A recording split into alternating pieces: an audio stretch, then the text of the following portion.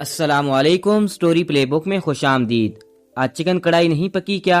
खाने की मेज पर धरे लवाजमात देखकर महविश ने बड़ी भाभी की तरफ से इस्तफामिया निगाहों से देखा।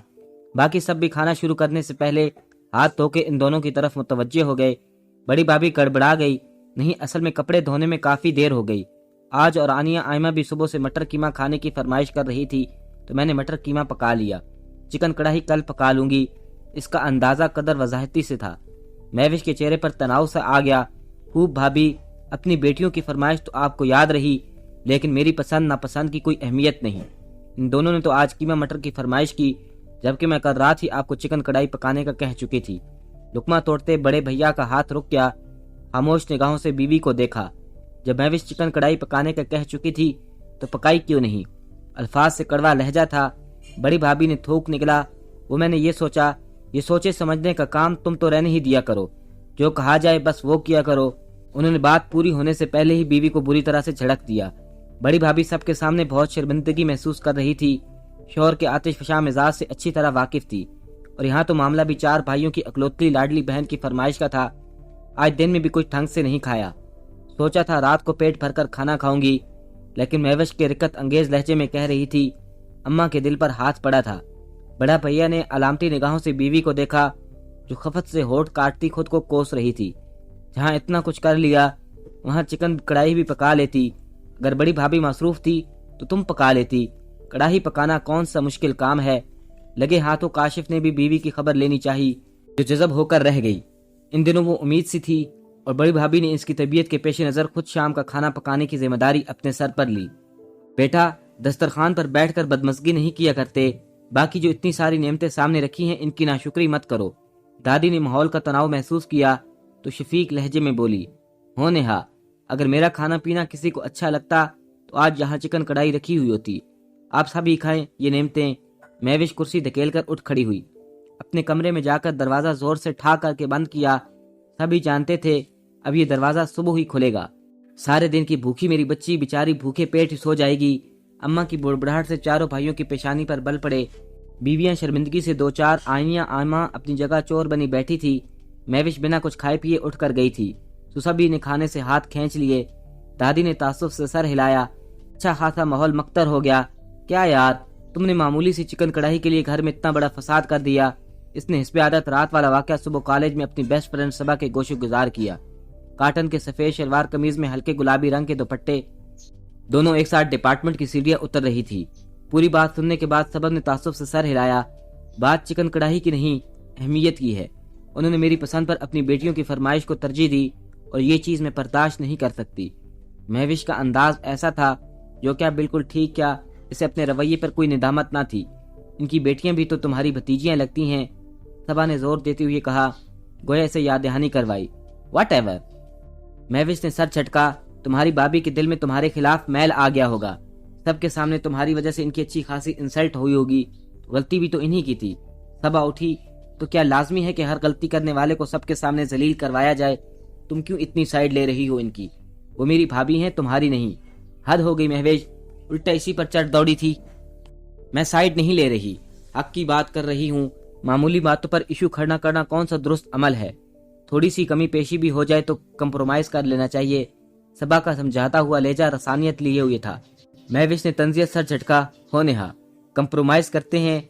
डियर सबा, जिन्हें जिंदगी में बहुत महरूमियां मिली हों, मेरे पास भला किस चीज की कमी है जो मैं मामूली बातों के लिए अपना दिल मारकर कंप्रोमाइज करती फिरूं? तफरखाना लहजा, जाम भरा अंदाज। सबा सफेदे के दरख्त से टेक लगाते हुए कदर गौर से इसका खूबसूरत चेहरा देख रही थी। न्याजी और खुदमादी जैसे एक अंदाज से झलकती थी। तुम्हें जिंदगी में सब कुछ मिला, इसलिए तुम्हें शुक्रगुजार रहना चाहिए, लेकिन जिंदगी हादसात का मजमुआ है। आने वाला कल गुजरे हुए कल से हमेशा मुख्तलिफ होता है। सबा जो इसे समझाना चाह रही थी, महविश वो समझना नहीं चाहती थी, तो दोनों खामोशी से क्लास की जानिब चल दी। छोटी भाभी के यहाँ तीसरी बेटी की पैदाइश हुई। सारी रात जिंदगी और मौत की कश्मकश में रहने के बाद सुबह सादिक के वक्त उन्होंने सेहतमंद बच्ची को जन्म दिया। कमरा इस वक्त अफराद खाना से भरा हुआ था। महविश ने थोड़ा सा झुककर कंबल में लिपटी गुलाबी गुड़िया को देखा और बिना प्यार किए सीधी हो गई। इंसानी जिस्म का सबसे नर्म हिस्सा दिल होता है। अगर वो बेहिस हो जाए तो सबसे सख्त हिस्सा बन जाता है। फुफ्फो गुड़िया बहुत प्यारी है ना? तानिया और महक छोटी बहन की पैदाइश पर बहुत खुश हो रही थी। आप एक बार फिर फुफ्फो बन गई। हाँ भाई, कौन सा पहली बार बनी हूँ, घर में वैसे ही भतीजियों का जुमा बाजार लगा हुआ है, भतीजी की फुफ्फो बनती तो कोई बात थी। तानिया और मैक्स चुप सी होकर इनका मुंह देखने लगी। छोटी भाभी ने बेसाख्ता लब काटे, लेकिन बेटियां तो रहमत होती हैं। फुफ्फो, बड़ी भाभी की आनिया ने आस्तगी से कहा। वो बच्चों में सबसे बड़ी थी, समझदार और संजीदा। महविश, हंसी रहमत अगर हद से ज्यादा हो जाए तो जहमत बन जाती है। जैसे बिन मांगी बारिश। दादी को पढ़ी लिखी पोती की नाकबत अंदेशी पर अफसोस हुआ। कुछ कहने के लिए मुंह खोला, फिर बंद कर दिया। ये बखूबी जानती थी दोनों माँ बेटी इनकी बातों को अक्सर रद्दी के मोल रोल देती थी। नाइमा भाभी के भाई की शादी की तारीख तय हो गई। वो आजकल बरी वगैरह की शॉपिंग के सिलसिले में बुरी तरह मसरूफ थी और अपनी बहनों के साथ बाजार निकल जाती। वापसी शाम ढले ढेर सारे शॉपिंग बैग्स के हमरा होती। उन्होंने बतौर खास अपनी और बच्चियों की शॉपिंग की थी। इस वक्त लॉन में शॉपिंग बैग्स खुले, वो सबको अपनी शॉपिंग दिखा रही थी। ये मेहंदी पर पहनूंगी, ये मायों पर, और ये वाला बारात के लिए ठीक रहेगा ना। बड़ी भाभी कपड़े खोलकर दिखाते हुए सबसे मशवरे भी ले रही थी। कुशन गोदा में रखे चैनल सर्चिंग में मशरूफ थी, लेकिन जब उन्होंने वलीमा में पहनने के लिए गहरा सब सूट निकाला जिस पर सिल्वर नफीस सा काम था, महविश बेसाख्ता निगाहें उठाकर इसकी तरफ देखने पर मजबूर हो गई। वाओ, बेसाख्ता इसके मुंह से निकला, प्यारा है ना? इसने कदरे इश्तियाक से पूछा। हाँ बहुत। नाइमा भाभी मुस्कुराई। मुझे कब से ऐसे सूट की तलाश थी। एकदम से नाइमा भाभी के चेहरे से मुस्कुराहट गायब हो गई। महविश इस सूट पर सताइशी अंदाज में हाथ फेरती हुनूस गोद में लिए बैठी थी। अगर इतना ही इस पर तुम्हारा दिल आ गया है, तुम रख लो। महविश चाय की चस्कियां लेते हुए रजा के फरखाना आफत पर नाइमा भाभी का दिल थामने लगा था। क्या वाकई? महविश ने आबरू चखा। हाँ भाई, खुद तो कह रही हैं तुम्हें नाइमा, फिर और ले लेगी। अपने लिए तुम तो वैसे भी बहुत कुछ कम पसंद आता है। अम्मा ने फौरन हाँ में हाँ मिलाई। बड़ी भाभी ने नाइमा का चेहरा देखा जो जब्त की न जाने कौन सी मंजिल से गिर रही थी। वो तंग दिल नहीं थी। आंखों के किनारों से टपने को बेताब कतरे अंदर ही कहीं बहुत खामोशी से गिरे थे। किसी ने रस्मी तौर पर भी इससे पूछने की जरूरत महसूस नहीं की। बाज़ औक़ात बज़ाहिर मामूली बातें बहुत दिल दुखाती हैं। इन दिनों वो सालाना इम्तिहानात के बाद फारिग थी। रात कई कुतुबबीनी करती, दिन चढ़े सोई रहती। किसी को इसके शब रोज पर अगर एहतराज था तो भी कहने की जुर्रत कोई नहीं रखता था कि वो माँ की लाडली और भाइयों की दिलारी थी। अम्मा आजकल संजीदगी से इसके रिश्ते के बारे में सोच रही थी। इस सिलसिले में शकीला खाला के घर इनके आजकल बाकायदगी से चक्कर लग रहे थे, और ये अम्मा और शकीला खाला की मुश्तरका काफियों का ही नतीजा था कि कुछ अरसे में एक दरमियाने घर से इसका रिश्ता आ गया। असद अकलौता था, खूबरू, बरसरे रोजगार, 2 शादीशुदा बहनें इसी शहर में अपने अपने घर में खुशखरम जिंदगी गुजार रही थी।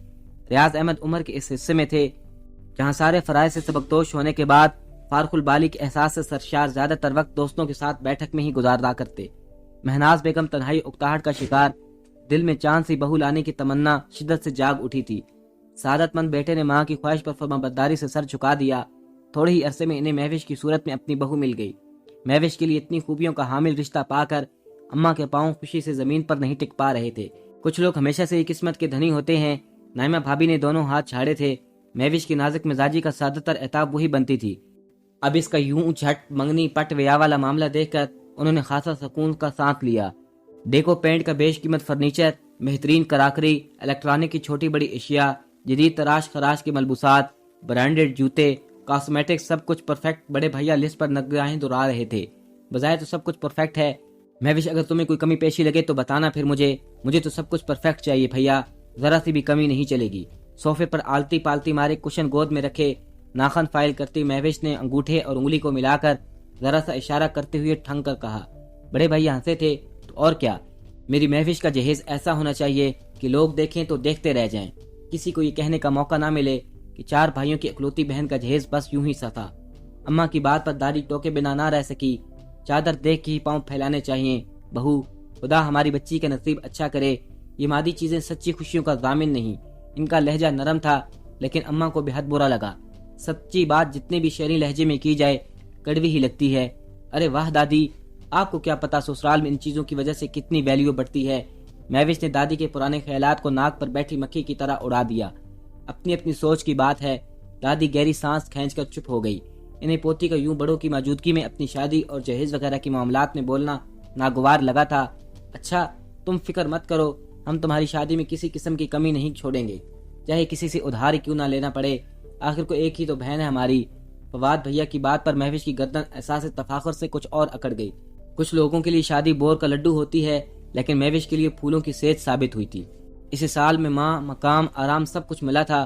وہ شکم سیر تھی، مزاج کی تازگی عروج پر، کیونکہ نہ پہنچتی بھابھی ادھر بائیں طرف دیوار کے ساتھ 2 اسٹمپ بنے ہوئے ہیں۔ جب کبھی بور ہو تو اس پر چڑھ کر ہمسایوں کے گھر جھاتی مار لینا، سچ میں ساری بوریت دور ہو جائے گی۔ شادی سے پہلے میرا اور شمسہ کا زیادہ تر وقت انہی اسٹمپ پر چڑھ کر دیوار پر ہمسایوں کے ساتھ بات چیت کرنے میں گزر جاتا۔ اب بھی میں تو جب بھی امی کے ہاں آؤں تو ٹائم نکال کر لازمی ادھر چڑھتی ہوں۔ چائے کے کپ میں چینی ملاتی ہوئی کہہ رہی تھی، سچ مجھ کی انٹرٹینمنٹ ہے۔ شمسہ ہنسی تھی، پھر اپنے چائے کا کپ اٹھا کر دوسرا اس کی جانب بڑھایا۔ مہوش نے یوں ہی سر ہلایا۔ دیوار پر کون سا پرنس ولیم اپنی فیملی کے ساتھ رہتا ہے جس کو دیکھنے کے لیے میں اتنی مشقت کروں؟ نفاست سے چائے کا کپ تھامے مہوش نے نخوت سے سر جھٹکا۔ وہ ریلی اسد کا رد عمل توقع کے عین مطابق تھا۔ مہوش نے مسکراتے ہوئے شانے اچکائے، مطلب میں باپ بننے جا رہا ہوں؟ اسد کے پرمسرت بے یقین لہجے پر اس نے مصنوعی خفگی سے آبرو چڑھائے تھے۔ تو کیا میں جھوٹ بول رہی ہوں؟ ارے نہیں یار، تم نے اچانک اتنی بڑی گڈ نیوز سنا دی، سمجھ نہیں آ رہا کیسے اپنی فیلنگ ایکسپریس کروں۔ اسد محبت پاش لہجے میں بول رہا تھا۔ وہ دن اور اس کو آگے طلوع ہونے والا ہر دن مہوش کے لیے اپنے دامن میں بہت کچھ لے کر آتا۔ محبت، توجہ، مان۔ وہ مغرور سی ان نوازشات کو حق سمجھ کر وصول کرتی رہی۔ ادھر مہوش کی چھوٹی بھابھی پھر امید سی تھی۔ بھابھی الٹرا ساؤنڈ کروایا؟ اس بار بھی بیٹی تو نہیں؟ نیل پالش پر پھونکے مارتے بظاہر وہ ہمدردی سے پوچھ رہی تھی۔ کپڑے استری کرتے چھوٹی بھابھی کے ہاتھ لمحہ بھر کے لیے تھمے، پھر آہستگی سے کہا، جو خدا کو منظور۔ ہاں، جو خدا کو منظور، مہوش نے تنزیہ لہجے میں کہا۔ ان دنوں اسد کے آفس میں مصروفیات بڑھ گئی۔ مہناز بیگم کی اپنی مصروفیات تھی۔ مہوش جوس پی کر ریسٹ کر کے اپنے لیے رکھی گئی کل وقتی ملازمہ کو ہمہ وقت اپنے سر پر سوار دیکھ کر بری طرح اکتا گئی۔ بعض اوقات بہت زیادہ آرام بھی تھکاوٹ کا سبب بنتا ہے۔ یوں ہی بیٹھے بٹھائے ایک دن نہ جانے اسے کیا سوجی، بائیں جانب دیوار کے ساتھ بنے اسٹمپ پر چڑھ کر دیوار پر دونوں ہاتھ جمائے۔ دوسری ہی لمحے اسے اپنا دماغ چکراتا ہوا محسوس ہوا۔ وہ کوئی اور ہی دنیا تھی۔ موٹے نکوش کی حامل سانولی عورتیں، ستاروں سے جھلملاتے ریشمی کپڑے، نقلی زیورات پہنے دبلی پتلی لڑکیاں اور نیکر بنین میں ملبوس ہڑبڑنگ مچاتے، سب کچھ دیر کے لیے تھم گئے۔ کوارا دلہن سیاہ شلوار پر جامنی قمیض پہنے دوپٹہ دیہاتی سٹائل میں سر پر لپیٹے برتن مانچی عورت کے لبوں سے نکلا تھا۔ سب کی نگاہوں میں حیرت انگیز حسرت کی جگہ اشتیاق امڑ آیا۔ مہوش تیزی سے نیچے اتری۔ سامنے کا ماحول منظر دیکھ کر اسے بے اختیار ابکی آئی۔ مصیبت کبھی بتا کر نہیں آتی۔ اس دن ٹائل والے واش روم میں اس کا پاؤں بری طرح پھسل گیا۔ وہ اماں کے گھر ایک پرتکلف دن گزار کر عصر کے وقت واپس لوٹی تھی۔ کیونکہ ڈیلیوری کے دن قریب تھے تو اماں کے گھر پر چکر کئی روز بعد ہی لگاتی۔ اسے اس سمے ہفتے کلیم اپنی نگاہوں کے سامنے گھومتے محسوس ہوئے۔ درد تو اتنا شدید تھا کہ ناقابل بیان۔ کہیں گھٹنے کو موت اذیت کی جنگ لڑتے اس نے مردار بیٹے کو جنم دیا۔ ممتاز بیگم بے دم ہو کر صوفے پر گر گئی۔ اسد کی آنکھیں شدت و غم سے سرخ ہو رہی تھی۔ مزید روح افزا خبر، وہ کبھی ماں نہیں بن سکے گی۔ مہوش نے آنکھیں کھولی تو خالی گود کو دیکھا۔ خالی کوک کا احساس وحشت بن کر چھا گیا۔ وہ روئی، چیختی، تڑپی، گالیاں دی اور چپ ساد لی۔ ایسی چپ جس میں موت کا سناٹا تھا۔ کیا یوں بھی ہوتا ہے؟ اذیت ہی اذیت تھی۔ وقت تھمتا ہی نہیں تھا، اپنی مخصوص رفتار سے چلتا آگے بڑھ جاتا ہے۔ بہت کچھ اپنے پیچھے چھوڑ کر نہ جانے کتنے عرصے کے بعد وہ اماں کے گھر جانے کے لیے خود کو تیار کر رہی تھی۔ موقع ہی ایسا تھا، چھوٹی بھابھی نے بیٹے کو جنم دیا تھا۔ یہ خبر سن کر وہ کئی لمحوں تک یوں ہی خالی اذیت کیفیت میں چپ سی بیٹھی رہی۔ پھر اٹھی، ہلکے نیلے رنگ کا کاٹن کا کڑاہی والا سوٹ زیب تن کیا، پیون کا ہم رنگ دوپٹہ سینے پر پھیلایا، نیچرل کلر کی لپسٹک لگا کر بال سمیٹتی ہوئی چوٹی بنائی۔ خود کو سمجھنے کا فن انسان کسی اور سے نہیں سیکھتا، اس کو خود ہی سیکھنا پڑتا ہے۔ گھر میں داخل ہوتی ہی اسے خوشگوار چہل پہل کا احساس ہوا۔ سبز گریل والے برآمدے کی دائیں جانب سے کچن میں آنیا گھن چکر بنی ہوئی تھی۔ وہ یوں ہی قدم قدم چلتی دروازے پر آ کھڑی ہوئی۔ آنیا آپی، مجھے کباب چاہیے، تانیہ لاڈ سے فرمائش کر رہی تھی، اور مجھے فنگر چپس۔ چکر اور سٹول پر بیٹھی آئمہ یاد دہانی کروا رہی تھی۔ اوکے بابا۔ بالوں کو تھوڑا سا اوپر کر کے کیچر میں جگڑتے اس نے آستینی اوپر چڑھائی تھی، چولہا جلایا، ساس پین رکھا اور فریج سے مطلوبہ لوزمات نکال کر سلیب پر رکھتی چلی گئی۔ میں تو صرف نوڈلز کھاؤں گی، گول مٹول سی مہک گنگریالے بالوں والا سر ہلاتی کوئی تیسری بار کہہ رہی تھی۔ آنیا آپی، میں صرف نوڈلز۔ اوکے میڈم، سن لیا۔ مصروف سی آنیا نے جھٹ پٹ سے اسے پیار کیا۔ مہوش کچن کے آدھے کھلے دروازے پر کھڑی رہی۔ اس نے دبلی پتلی آنیا کو دیکھا۔ وہ بھی تو اسی گھر کی بیٹی تھی جس میں خود اعتمادی اور خودداری تو تھی، لیکن ظام اور احساس برتری اور تفاخر ناپید تھا۔ اسے باری بائی کی طبیعت پر رشک آیا۔ کاش اماں، اگر آپ ہی میرے ناز و نام اٹھاتے وقت توازن رکھتی تو آج شاید میں یوں اس طرح اس کی پلکوں پر لرزش اتری۔ پھپھو آ گئیں، پھپھو آ گئیں۔ کسی بھتیجی کی نظر اس پر پڑی تو انہوں نے نعرہ بلند کیا۔ بے اختیار اس کا دل چاہا اپنی بھتیجیوں کو باہوں میں بھر لے۔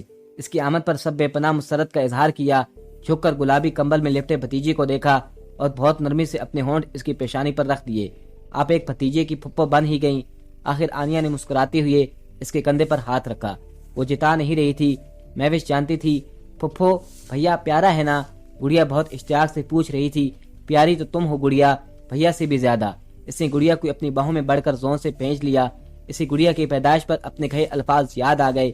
اگر وہ حادثہ نہ ہوا ہوتا تو آج تم بھی چھوٹی بھابھی نے دکھ سے بات ادھوری چھوڑ دی۔ جو اللہ کو منظور، مہوش نے آہستگی سے کہا۔ بعض اوقات اپنے ہی کہے الفاظ منہ پر تماچے کی طرح آ کر لگتے ہیں۔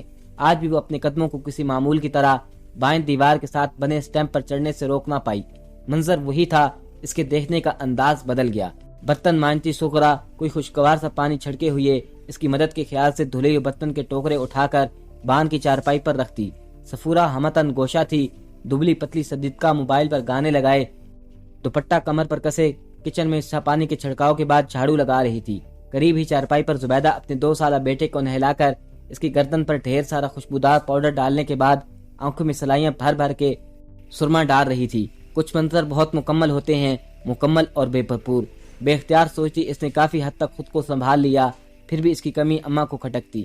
ان کی تسلیاں دلاسے وہ خاموشی سے سنتی اور بچہ اڈاپٹ کرنے کا مشورہ نرمی سے رد کر دیتی۔ اسے ایسے محرومی کے سہارے ساری زندگی گزارنا تھے تاکہ یہ کمی احساس دلاتی رہے کہ ہم بشر ہیں اور ہمیں اپنی اوقات میں ہی رہنا چاہیے۔ دوستو، ویڈیو کو آخر تک دیکھنے کا شکریہ۔ کمنٹس میں بتائیے گا آپ کو یہ کہانی کیسی لگی۔ ملتے ہیں ایسی نئی دلچسپ کہانی کے ساتھ، تب تک کے لیے اللہ حافظ۔